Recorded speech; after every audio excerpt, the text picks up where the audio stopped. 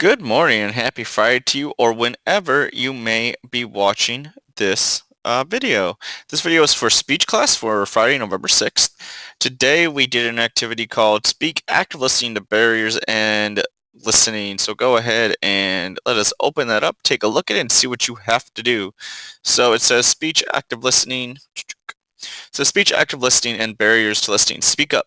Share a recent experience you had as a member of an audience. It might have been at a school assembly, a class presentation, or a dramatic experience. What was the experience like? Was the audience engaged? Were you describe your experience or describe why the experience did or did not hold your attention? So take a couple of moments to think about a time that you were in an audience and whether or not you were engaged and why. Let's go ahead and continue on. Listening actively. Good listeners actively seek meaning from what they hear. They listen for key information, evaluate it, and respond to it.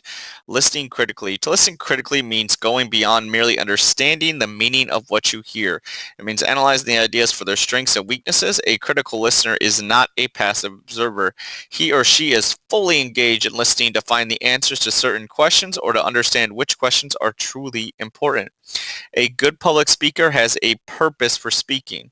Likewise, a good listener attempts to identify the speaker's purpose and to evaluate how well the speaker accomplishes that purpose. Sometimes the speaker identifies his or her purpose at the beginning of the speech. At other times, a speaker will build towards the purpose and illuminate it, at the end of their speech. Either way, listening for purpose and identifying the main ideas are important aspects of critical listening.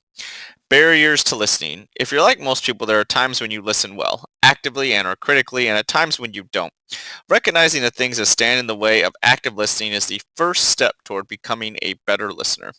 Physical and mental barriers.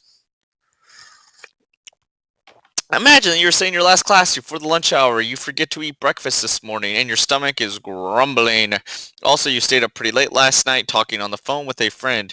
At the front of your room, your instructor is speaking to class. She says, "Did everybody get that?" You realize suddenly you have no idea what she's talking about. Dun dun dun. There are a couple of things going on here. First, active listening takes energy. If you're hungry and you didn't get enough sleep last night, you're not going to be very energetic or focused. Hunger and fatigue can distract even the best listeners. Your physical and mental states are key factors in your ability to learn. Environmental barriers. Imagine that you have now eaten lunch and it's time to get to your next class. It's cold outside, but inside it's nice and warm. So warm, in fact, that you begin to feel a little sleepy. 10 minutes later, your instructor calls on you to answer a question again. You realize you hadn't been paying attention. You heard the instructor's words, but you haven't been listening. So what's the problem now? In this case, your environment's working against you. Because the room is very warm, the energy you might have had after lunch begins to dissipate. Other environmental barriers to good listening might include noise inside or outside the room, light that is too bright or too dim, and overcrowded conditions in the room. Of course, it's important to eat properly and get enough rest. Ideally, a warm, crowded room will act as a sedative. But even if you feel overly warm or cool, even if you are sleepy, you still have an obligation as a listener. Sometimes it's simply a matter of concentrating harder despite the obstacles. Listener biased. Like most people, you no doubt have opinions and deeply held beliefs about all kinds of subjects. But good listeners know it's important to pay attention with an open mind.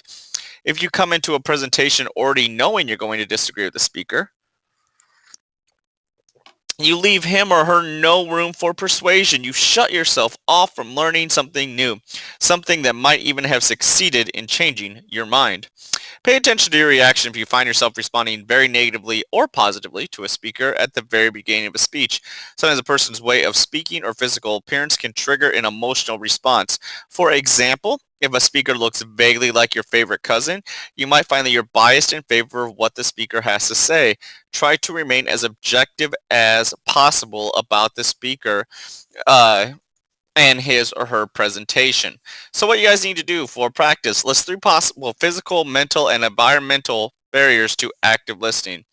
So you can find this information right up here for the physical and mental barriers. Find things that are outlined in that section. So you need to find 3 physical, 3 mental.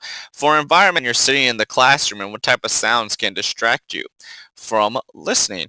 That's what we have for today. Next week we should start our first speech. So I'll be looking forward to you coming back to class. Thank you so much for watching this. Have a great day and I love you all.